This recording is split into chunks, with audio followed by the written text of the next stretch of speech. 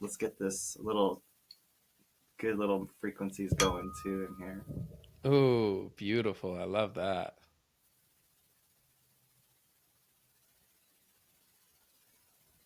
Clear the space. This is our heart chakra healing. What is up, everybody? Welcome to the Trip Sitting Podcast. I am your host, Cam Leeds. And on this week, we have Andrew, who is the founder of Shroomed. You can find them at Get Shroomed on Instagram. And I'm just so happy that him and I were able to meet. We talk about a little bit how that happened, how we got in contact with each other, and just have a really great conversation about his life, how he got here, about my life, how I got here too. And we had a lot of fun recording too. So thanks again to Andrew for coming on. And before we start, make sure that you are following Trip Sitting on whatever podcast platform you're streaming this on. And if you wouldn't mind giving us a rating, that would be much appreciated. And make sure you're following us on social media at tripsitting.blog on Instagram and TikTok. And let's see, I might have something else for you. Oh yeah, also check out, if you're interested in any plant medicine retreats, check out consciousretreats.net, which is my own company where I help people find the best plant medicine retreat center for your journey. So whether you're interested in ayahuasca or psilocybin or iboga, I've partnered with a number of retreat centers internationally. None of them are based here in the US. To help you have one of those experiences. I know that they're trusted and good people that will be able to help you have the most positive experience with plant medicine. Now, thanks for listening, and here is Andrew.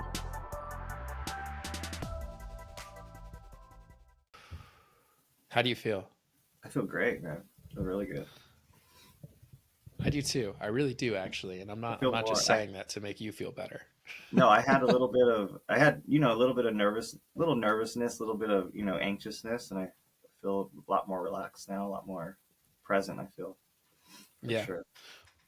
Well, really quick, I want to welcome Andrew from Shroomed to the Trip Sitting Podcast, and thank you for coming on with me and really just recording this conversation. Um, we don't know each other that well. Like we just met that one time when you happened to be here in Colorado and Yeah, happened to go to the NOAC Society meeting, which was also my first NOAC Society meeting too. So also really funny. And you handed me your sticker, and I immediately was like, I've fucking seen this logo before. And I went on my Instagram and I'm like, I already follow you, dude. yeah, that was pretty awesome, man. Thank you so much for having me. But yeah, that was definitely a serendipitous interaction, if you call it. I mean, you know what I mean. That was pretty Mhm. awesome. Like, because I think we locked eyes when I was in the car too. Before that, Yeah, I was like, we did because I saw you smoking a joint in your yeah, car before you went in, and I'm like, that guy's got it right. yeah. There was the nerves again. I was like, man, I don't know anybody here.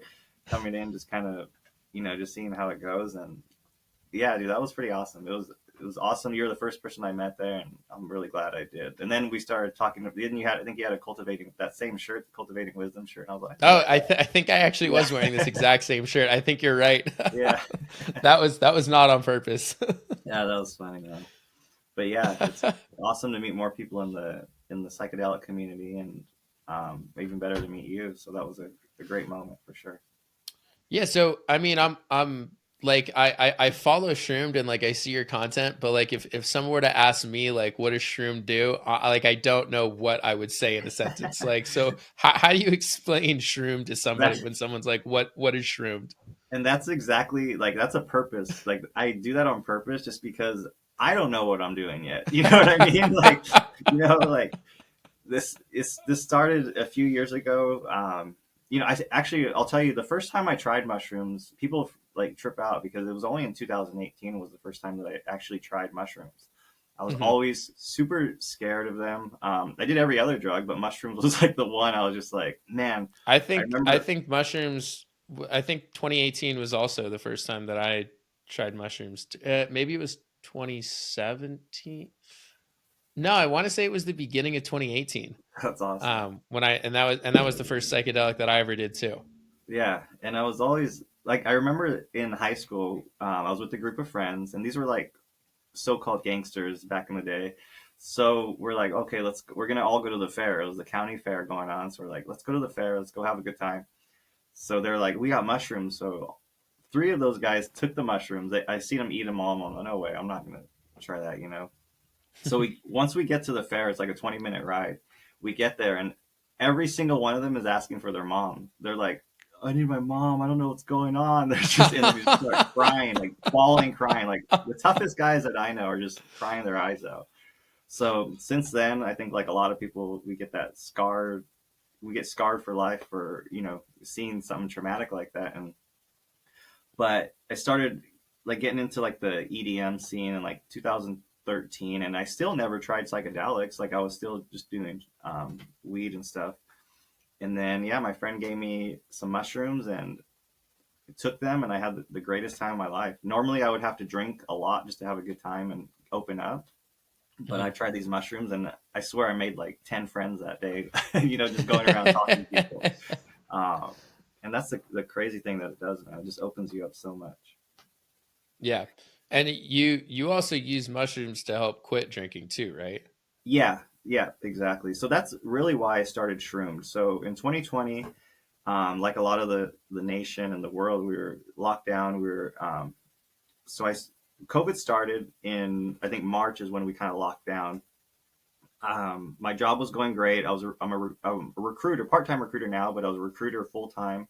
So I would be calling people, just getting people jobs and stuff. So once that shut down, I'm having to do like interviews on Zoom. I'm not able to talk to my coworkers no more. Just really weird. Like I'm an introvert, and I like being alone, but during this time it was like, this is different. It's like I feel really weird. So one day I just said, hey, I'm gonna start, take a little beer in the morning. No one's watching me. I'm working by myself. So I start drinking early. Then it just progresses. I start drinking more and more, and normally I wasn't never a drinker. So then I'm drinking up like almost a bottle of Hennessy a day. Like while I'm trying to go to work, I'm driving during these times. And my wife's like, dude, what are you doing, man? This isn't you. You got to do something. And then in June of that year, I actually found out that my dad was dying of liver cancer. So that just upped it even more. So I just started drinking even more when I should have been drinking less. So he ended up passing away, and, went through all that. And that was in June. So the drinking really progressed until December, where my family was like, hey, you got to do something. I had already left my job. I was already like just not doing good. So I started trying everything. I started like, I remember clearly thinking like, I'm never going to get out of this cycle, because I was waking up earlier and earlier every day to go get a bottle. The liquor store guy knew my name, kept it on ice. So I started just researching like how to quit drinking. I tried to quit with meetings. I go to meetings and just not my thing. Started like dabbling with like some meditation, stuff like that. But then I remember I'm like, I've heard people try these mushrooms, and like people are saying like they have these remarkable effects, like they could quit smoking, they could quit all this stuff. So I was like, I'm just gonna try it. I'm just gonna get some mushrooms. One day I started microdosing them, and then one day I got a hold of some DMT. So the DMT, it was just a little DMT pen, and my friends were over and stuff, and I told my friends like, hey, I'm gonna go take a good couple of hits in there, and just I'm really feeling good off the mushrooms. I think this would be a good time. So is that the first time that you had ever done DMT? I had did it before, and I would Okay. close my eyes and I'd have a little bit of visuals and stuff. But this time I told myself like, I want to blast off right now. So I want to, take the 3 hits. So go in, take the 3 hits.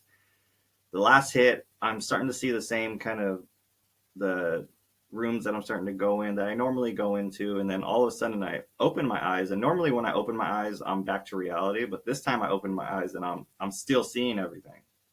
So I was just like, oh shit, I fucked up. Like I fucked up big time. Like this was not the plan. Yeah.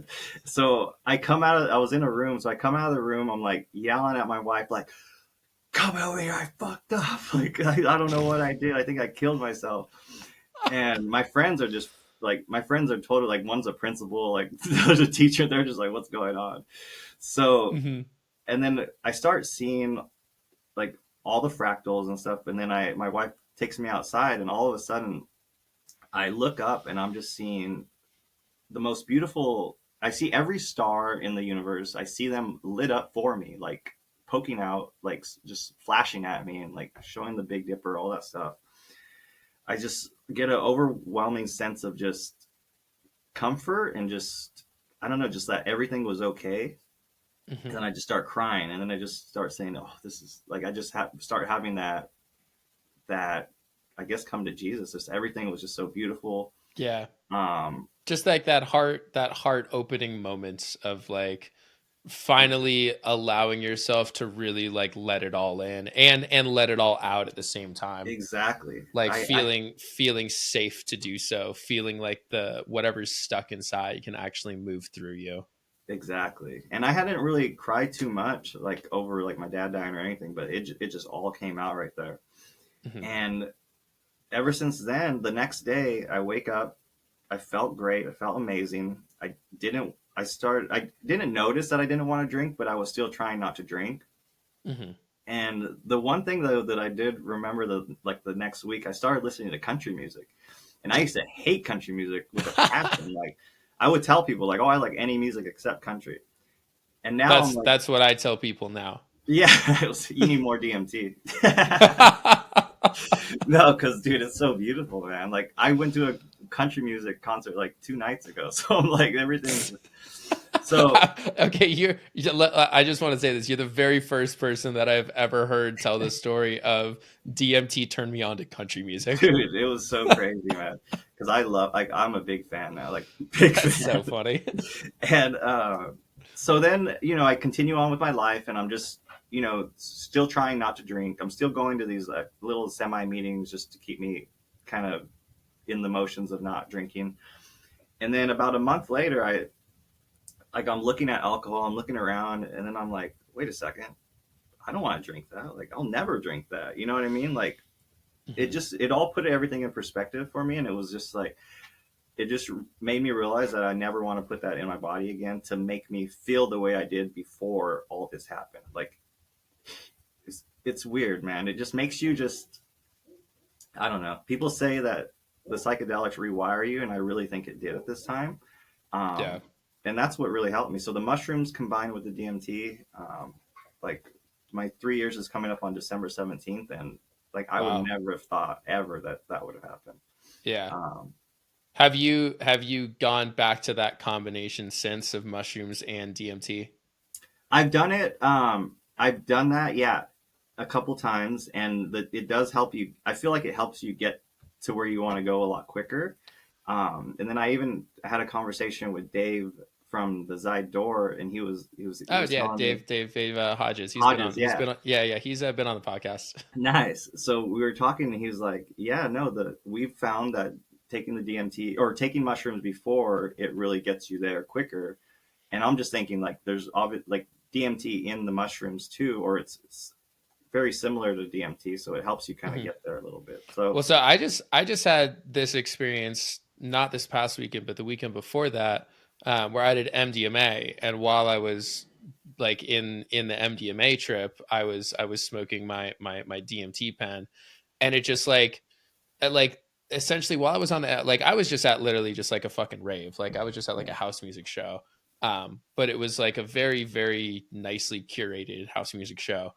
nice. But like, I was having fun with with the MDMA, and I could feel just like some of this tension coming up in my body. And like, I can feel like as my thoughts go certain places that I could feel the tension like in my back and in my neck and stuff coming up because there was more tension associated with certain thoughts that normally I would just shove away, and therefore the tension stays in. But in that moment on the MDMA, I was just able to like observe all of it and just let the tension come up and just naturally like work through me. But there'd be times where something might come up, and I'd sort of feel a block, and then once I would then hit the DMT pen, that would sort of like loosen it up and allow it to like continue to flow more smoothly and just go like a little bit deeper when I needed to. Yeah, definitely, man. It's almost like I think in the next few years we're gonna start seeing more like prescription plans of like, hey, take this, then that, but they're all psychedelics, you know? I know. I think we will, but I also just kind of hate that at the same time. Like Yeah, I like the whole idea of like biohacking psychedelics. Like yes, I get it, and there's a lot of people that simply need that in order to like be open to it. But for me, it really is just about like self experimentation. Like you got to that's just find what works for you. trial Because and like error. I don't think I would have been ready for an experience like that um like 2 years ago, let's say. Like I don't think I would have even been open to that. I would have resisted so hard just because of who I was back then. So it's like you need to have all of these like easier experiences before you just go fucking right into it. Like when I first Absolutely. got the DMT pen, like I tried to blast off like pretty immediately with it. And like looking back now, I could see like I was scared. Like my body was tense. And so that's Yeah, why having the MDMA really helped to have a better experience. And now when I use it, I'm way more relaxed because I know, okay, this is what it's gonna do. Like at its very best, like this is what it feels like. Whereas before I was just kind of scared. So that's why I think that there isn't ever going to be that yeah. one size fits all. Like it's always going to be, you just kind of have to figure it out for yourself. Yeah, I agree 100%. I get those questions come up a lot. Just, how much should I take? Should I take one Hmm. or two or capsules? I mean, and it's just like, it's trial and error, really, man. It's just, you Hmm. got to figure it out. Yeah. Uh, Like start small and go low and slow. Like you can yeah, always take more, you can never take less. That's typically what I will tell everybody is, you can always take more, you can never take less. absolutely. So I noticed that you are really, because after, taking mushrooms, I found that I noticed the changes in my body a lot more. It sounds like Hmm. you're really in tune with the feelings in your body, and have you always been like that, or is that something kind of that's been more recent? That's definitely more recent. It was honestly from my ayahuasca experience, which was last September, where I really felt everything that was in my body and how like I stored all of this trauma and tension inside of my body. And it was this clear kind of download on the last night when I was at the retreat, because I told the curanderos before the last ceremony, I'm like, I have this back and neck pain that I've just had for so long. And they had mentioned earlier that a lot of the times we store our traumas and our tension inside of our body, and like it's not like you just have that pain, it's actually something that you can release and get rid of. You're not just born with it, which is what I thought before. I didn't think that there was really anything I do. Like I've been going to the chiropractor, and like it would help for a day and then the next day I'd be right back to it. But yeah, on that last ceremony, like I could literally just feel all of this like energy in my neck and back, and it was just telling me like you have to like move it and let it go through you. It didn't tell me exactly how and what I needed to do. It just said that, hey, this is it. Like this is a problem that you can fix, but it's not just there. Like it's something that you can get over. Um, and so really since then, it's been just kind of an ongoing, I don't want to say struggle because it's not a struggle, just like it just an ongoing thing that it's if it's years and years and years of built up tension and pressure from when I was a kid. It's not like I'm gonna get rid of it in a day in one Yeah, fucking ceremony. Like it's probably gonna take years and years and years of like conscious effort and work of knowing that that's there and just letting it be there, because it's like the more I allow it to be there, the more it's actually able to get released. And that's uh, like the paradox that I've found with a lot of the issues, and like even the mental health issues that we have, is like the more that you try to make it go away, like the deeper it's going to go inside of you. So like you just have to allow it to be there and allow it to exist, and that's the only way that it's going to move through you. definitely, absolutely.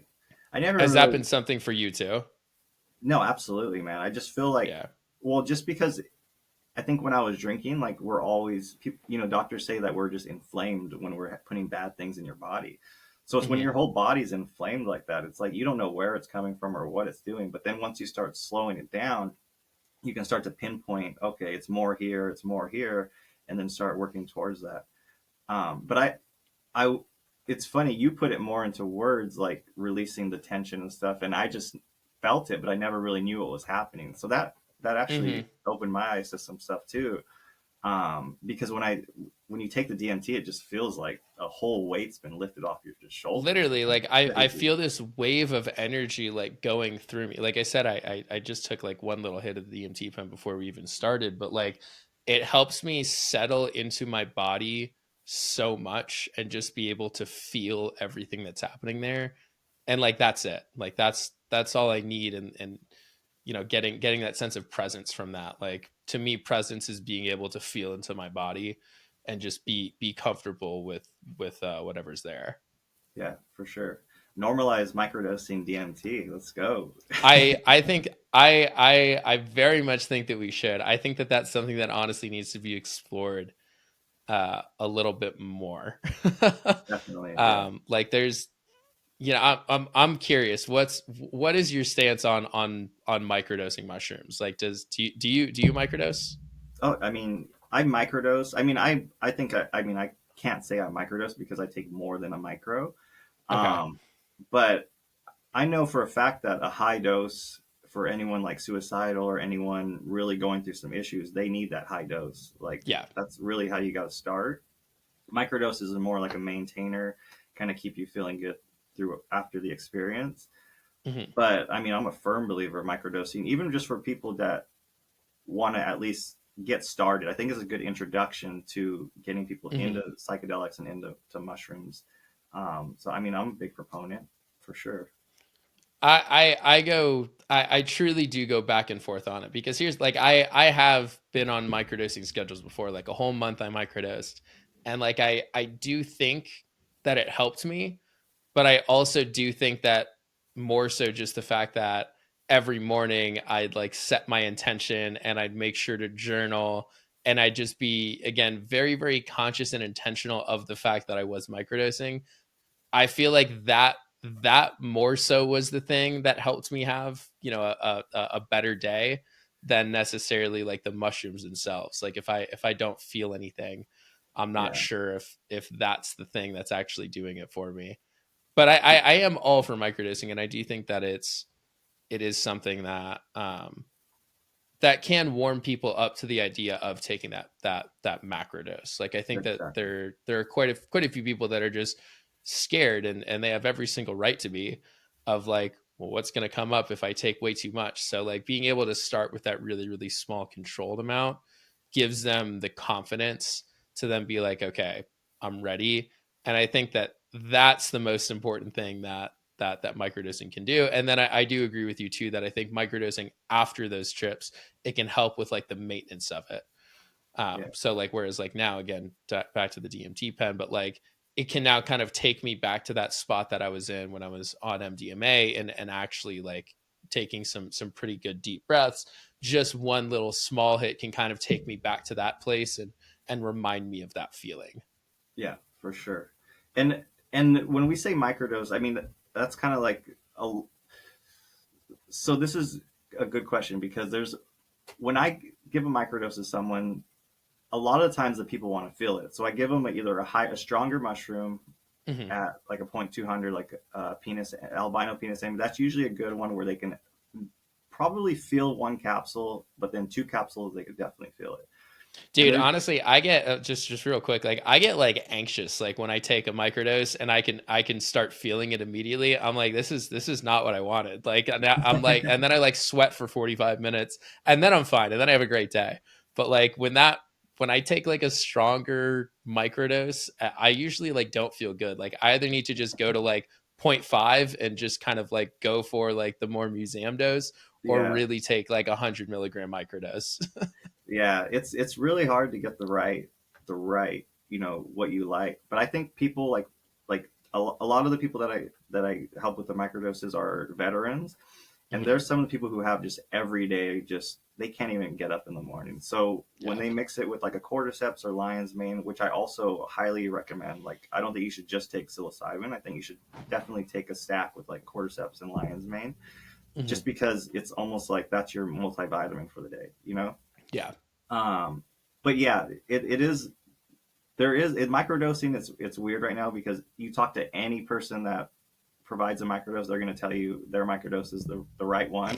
You know what I mean? So it's just Dude, I I fucking love that you said that because I think it's so funny of like these people like arguing over microdoses where like, well, if you're using the same strain and you're using the same stack, like what is the difference? yeah, exactly.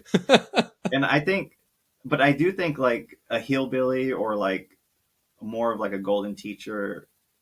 I think those benefit people a lot more too because I feel like you don't get that anxiety from like Yeah. the albino or something like that too.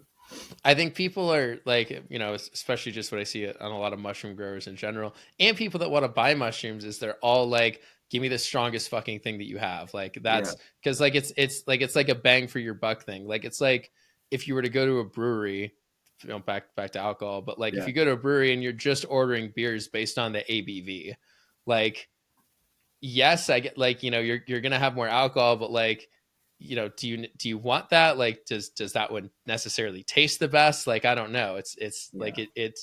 it's not as simple as just picking the thing with the highest psilocybin content and being like that's perfect. Exactly. And that's kind of what's wrong with us in general as a whole is we want to have that instant gratification. You know what I mean? We I last year I had a booth over at an expo Champs in Vegas. It's like the counterculture Oh yeah, convention. Champs is here Yeah. in Denver too.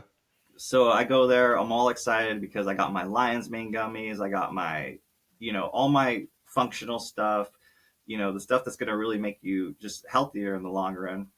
And I get there, and every booth has Amanita muscaria freaking gummies that are gonna, that they're saying are gonna be a psychedelic experience, gonna Uh get huh. you high. And it's like, and those are selling like crazy because these people that are purchasing it or that buy at smoke shops, they just want to get high or they just want to Yeah. feel something.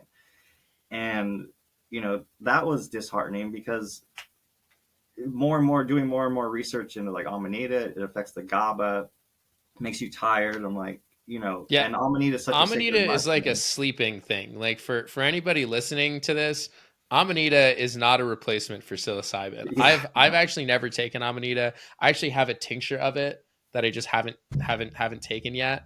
But like I know that it is not a replacement for psilocybin. Like do not be yeah. taking your Amanita gummies in the morning thinking that it's a No, microdose. no, not at all, man. Because you're gonna have a rough, rough day.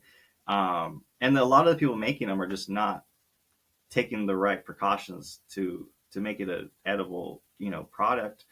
Mhm. But that's the frustrating thing right now is just re-educating people on, the mushroom part because a lot of the people going to the smoke shops, it's their first experience with mushrooms. So, they're gonna go in and see this and then think that that's what, everyone's talking about. So, um, yeah, so it's going to be interesting just to see the next few years on how things go with mushrooms and I do products and think stuff that like that. how mushrooms are getting distributed to the masses is gonna honestly be through smoke shops. Like that's where because like all these there's a lot of really good and really legitimate products out there like psilocybin products of well branded, well packaged chocolate bars and gummies and tinctures and capsules and all of that.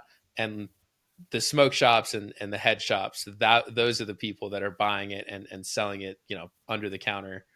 um, Yeah, but like really again getting it to the people that want it. Like it's not your neighborhood dealer that's gonna have shroomed chocolate bars if you guys do that. Like it's it's yeah, it's gonna be like sort of legitimate distributors in those fringe markets. And I think that's why Amanita has become so popular is one because nobody actually knows what the fuck it is, yeah, and two it just kind of gets you high, and that's what those shops like to sell is yeah. things that alter your consciousness regardless of what that is.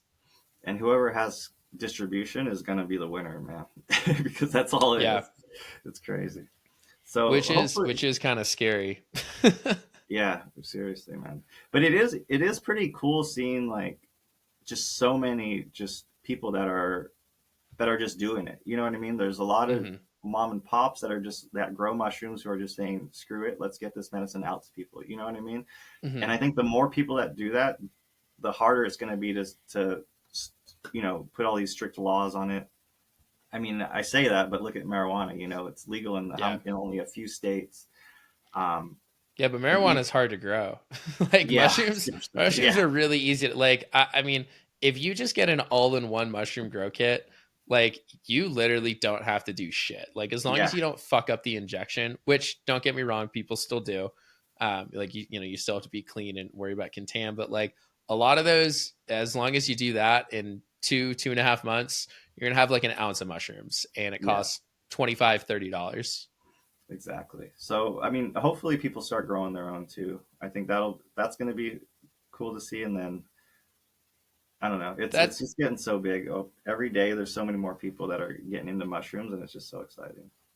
So that I mean that too, like that's how like a lot of parents that I know, people that are, when I say parents, people that are like my parents' age, um, so like that's how they've sort of started getting reintroduced to mushrooms, is they just have like one friend that happens to grow mushrooms and maybe bring some, when they're getting together for, whatever it is, and then they just take like a little bit, and that's what gets them more open to it, and then they kind of start doing a little bit more research themselves and being more open to, oh, maybe I want to have like a bigger experience, or then they might buy like a little bit from that friend. And then that's also how I know people that have just started like growing and selling mushrooms too, is they just happen to do it for themselves, and then they had a couple friends that wanted it, who then had a couple more friends that wanted it, and they're like, yeah, I might as well just keep doing this. Yeah. I see your spray bottle back there. You got anything going in there? I've got I've got an all-in-one grow bag going right now, so I don't need that spray ball at the moment. Oh. The last time I tried to do a mono tub, it got really dehydrated really Yeah. quickly. I did not spray it enough, and then I also got a little bit of cobweb mold. So I'm figuring out the conditions in my house, but I know that the all-in-one grow bag works. So I was like, let me just get that going in the meantime. I'm going to be going away over the next couple of weeks. So once I know that I can settle in again, I definitely need to uh, give the monotub another shot. But so when did you start growing mushrooms? Like, was it right? Like, also, when did you start shrooms? Was it in 2020? So Shroomed started in 2020. Yeah. So Okay. that was a long story to kind of get into it. That's why I started it, was Hmm. really to break the stigma. I was looking up like domains in 2020. Hey, let's find some shroom domains. I found Shroomed on an auction site, and to me it was affordable. So I'm like, dude, this looks awesome. So I'm going to buy this domain and just build a brand about around it. And I wanted it to be like colorful and stuff, just so people will stop me and say, oh, what is that? Hmm. And every time I wear this hat, I have, my stepdad who wears this hat. He goes out and people are just stopping him like, oh, shroom, that's cool. So it's a good conversation starter. So I've been doing that. I have my podcast that I started just talking about my journey. Um, and we have functional mushrooms. We're getting an order in some lion's mane gummies, cordyceps gummies. Um, and then, I can help people get the other stuff too. But it's just kind of, Do you have somebody else that makes those gummies, and then you like white label it essentially, or are you making the gummies yourself? no. So I met these guys out at the Meat Delic. So I had a booth at Meat Delic, which was in Vegas in 2021. And that was kind of my goal, was like, I want to have a booth at this first psychedelic event, just have a few hats and stuff and meet people. So I started meeting a lot of people in the industry. Some guys came up to me and they had a nootropics chocolate bar. It was a 4 gram bar, and it ended up being a really good bar. So I ended up keeping in contact with those guys.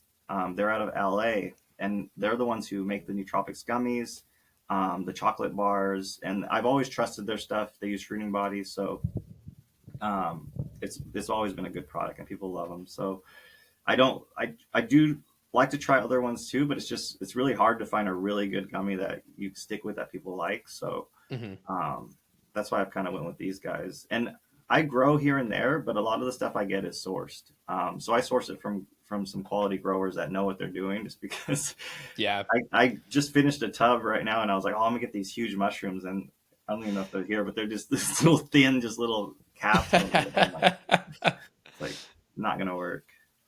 Dude, there's some fucking like really talented growers out there. Like it's it'll be just really really interesting once this gets more legalized and like the laws are a little bit more lax, just to see how many people are really doing this, because there are still a lot of people that are still pretty underground and like not very out with their grow operations and stuff, but like Yeah. there's some big operations out there Oh already right yeah. now.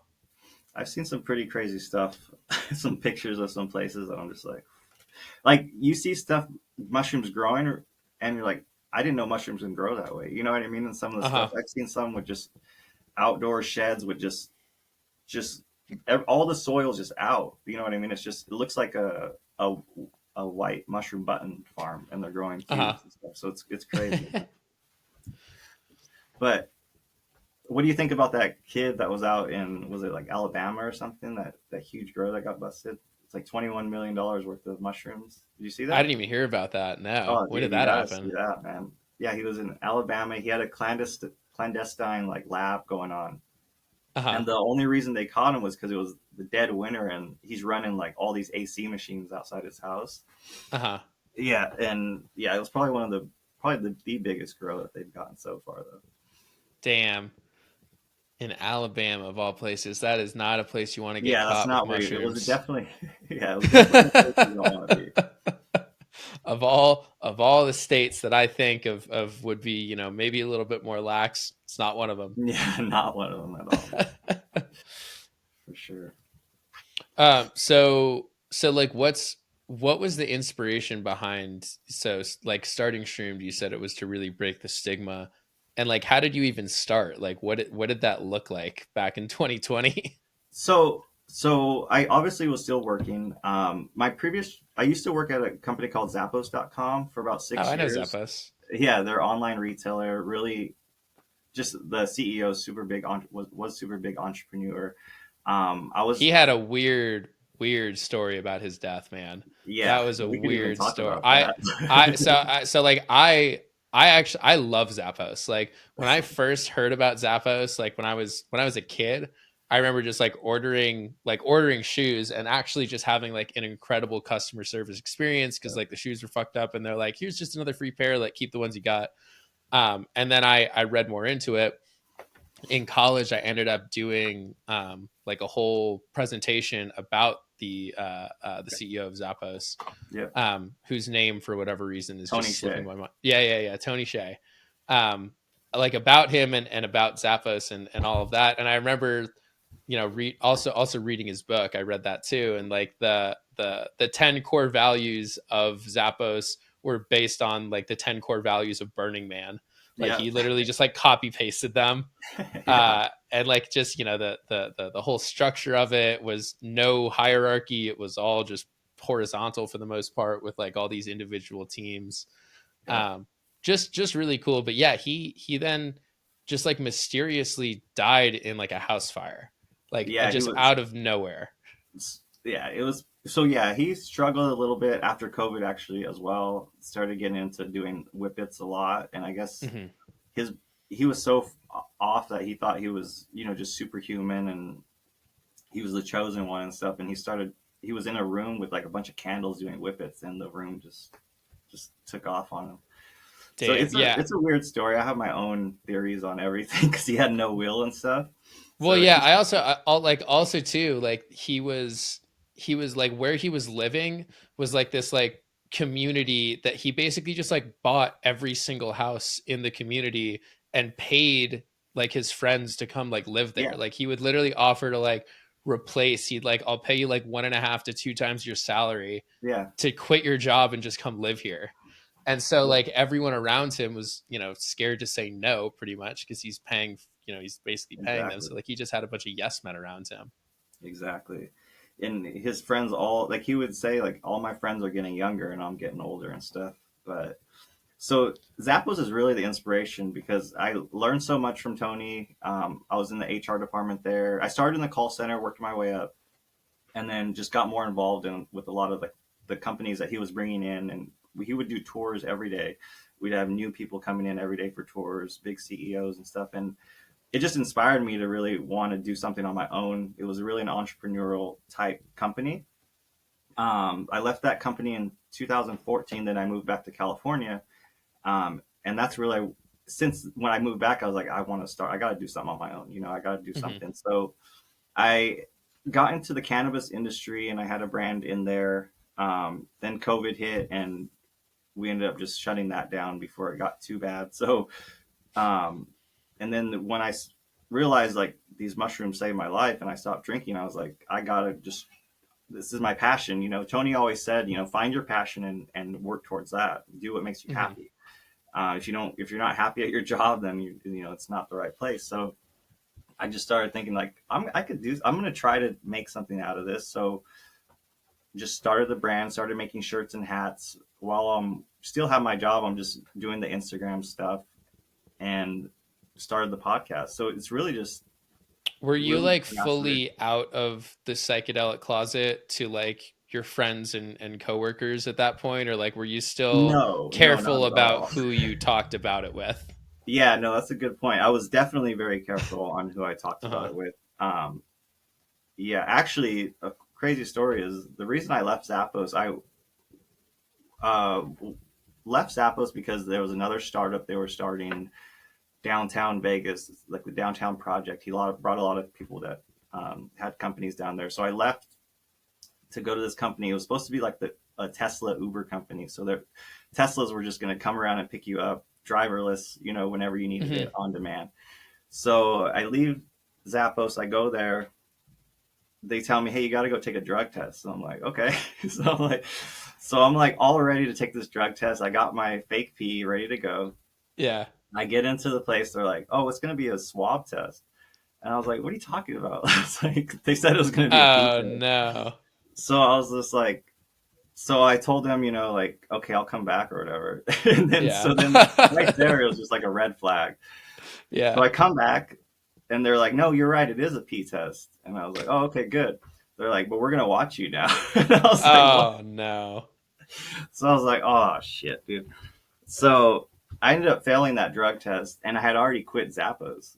So Yeah. I was like, so I was fucked. So I was like, okay, like, I got to do something here. So it ended up, me and my wife were talking and we're like, well, we wanted to move back anyway. So we moved back. And then, yeah, I'm starting Shroomed in the closet, just kind of just doing my thing on the side. Like the second year in, I'm really not even into my job. I'm just thinking about, well, actually, no, I'm not working because it's 2020, but I'm still not really telling too many people because I'm an alcoholic and now I'm going to talk about opening this shroom company. You know what I mean? So, And be like, damn, Andrew really went off the rails here. yeah, I ended up getting another job, a recruiter job with another company, and still had to hide it. And then eventually was able to kind of get it up and running enough where it's kind of like I just didn't care anymore. So I wanted to tell people what I was doing. Yeah. Um, and now it's crazy because it's a lot more accepting than it was 2 years ago for sure. Like when I Yeah, when and 100%. I think you went to the conference in Denver, right? The Mm-hmm. MAPS conference. I seen was talking to people there that 2 years ago would have just looked at me like, what the hell are you talking about? You know what I mean? There's so many doctors and professionals there that are makes me really feel validated that I'm on the right path. Yeah. So like I'll say this about the MAPS conference. Like I've talked to people that like have strong opinions about MAPS, like regardless about which way that is.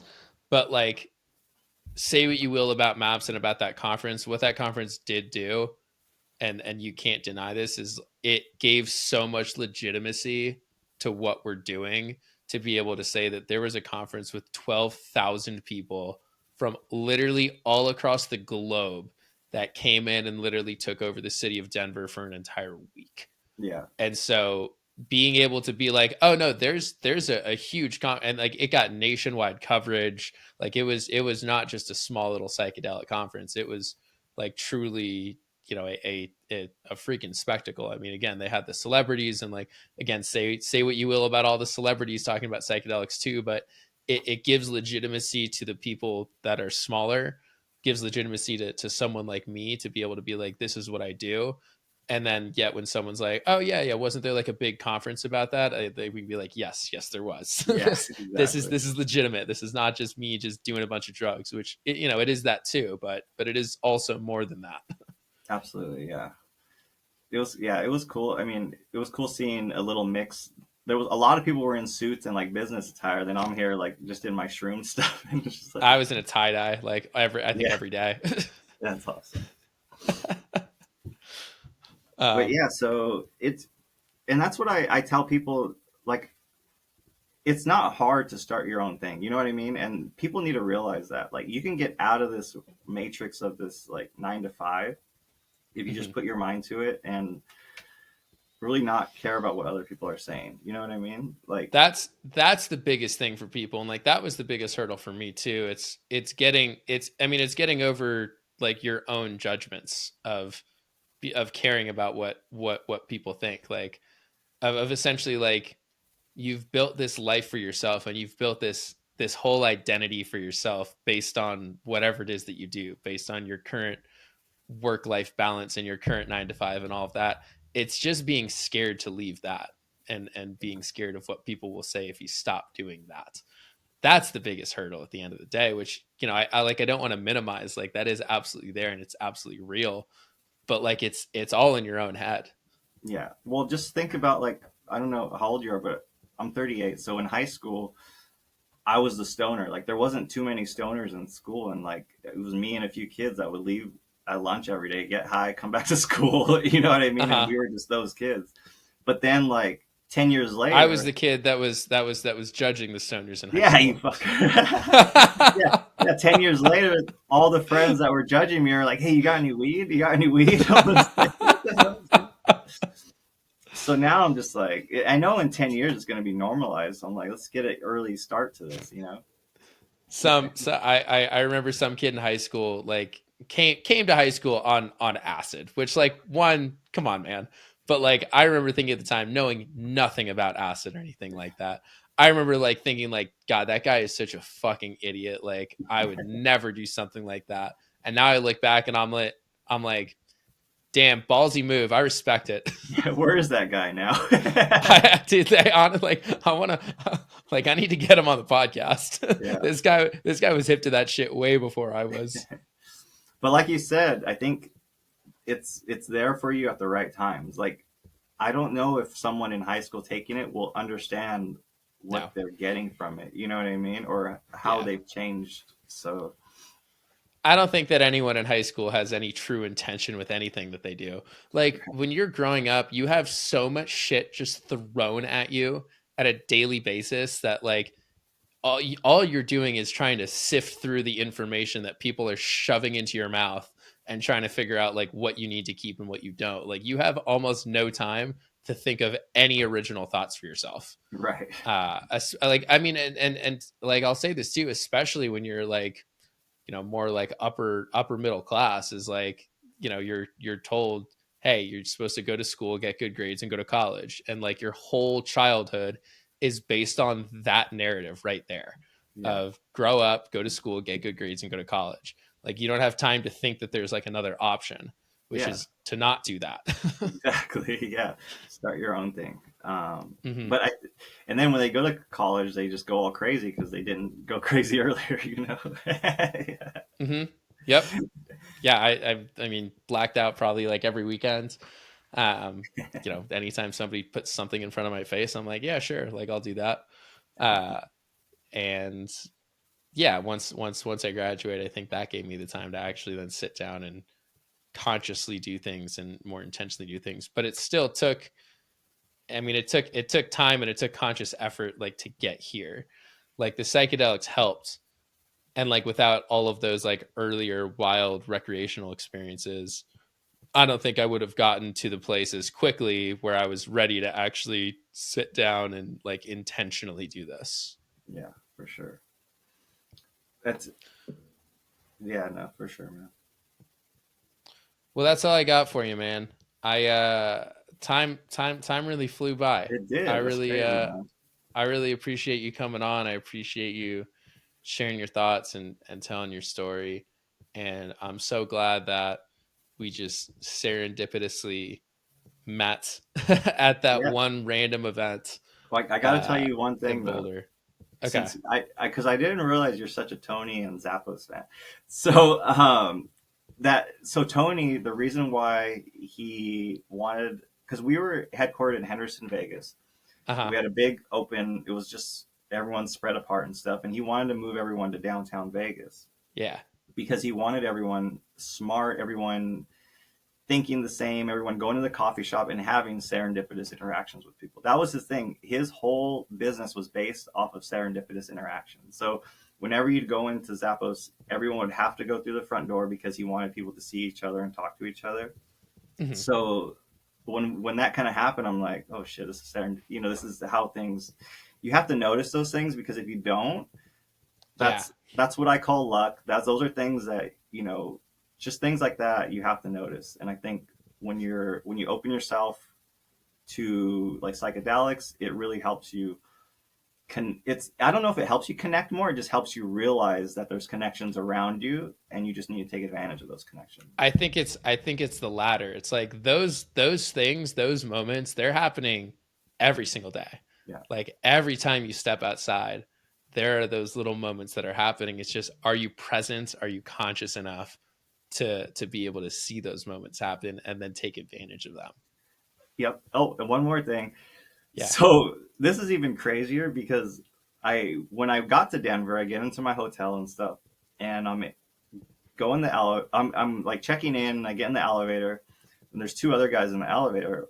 One guy gets off, and then while he's leaving, I look at him. Well, that guy looks fucking familiar. And I talk to the guy next to me. I'm like, hey, is that guy from Vegas? And he's like, yeah. And I'm like, does he work at Zappos? He's like, yeah. He's like, I'm the North Face guy. And he's like, yeah. I'm like, dude, I knew that guy. And then I'm like, I think I've driven you before too, because I used to drive the shuttles for Zappos. He's like, dude, it's so weird, because I guess they were in town for some conference, and yeah, everything's pointing back to Tony, man. That guy is seriously like, yeah, he's done a lot for so many people, man. And it's just so sad that he's not here, because he is definitely one of a kind, dude. I'm glad that you got to experience his book and experience that for sure.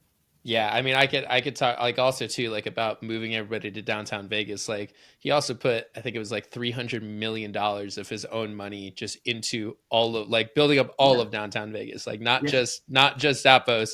He literally was like, we're gonna move here and then we're gonna make it cool so people actually want to come here, so we can have those serendipitous moments. Exactly. And now he also used to live in his Llama Land, his trailer park. Yeah. Oh yeah. I know way too much about this guy that I have absolutely no affiliation with whatsoever. That's awesome. See, that's another reason we met, but we'll have to talk about that offline sometime. 100%. But that's definitely like the core values for Shroomed is similar to the core values for Zappos. So I may replace your items if you don't like them. Well, that's awesome, dude. Thanks again so much for coming on the podcast. Thanks, Andrew, man. it's been an absolute fucking pleasure. I love you, brother.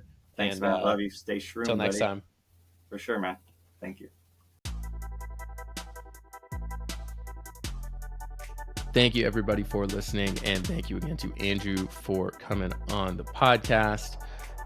If you guys have any notes for me, if you just want to get in contact, shoot me an email, tripsittingblog@gmail.com. If you're interested in sponsoring the show as well, I think I want to start opening up some more slots for 2024. If you want to just work with me in any other way, like I said, just get in contact. I'm always happy to chat. Thanks for listening, and we will see you next episode. And I hope everybody has a wonderful new year. I'm not sure if this is actually going to get released before the new year, but if it does, have a happy new year. If it doesn't, I still hope you have a happy new year. We're just a little late on that. Much love.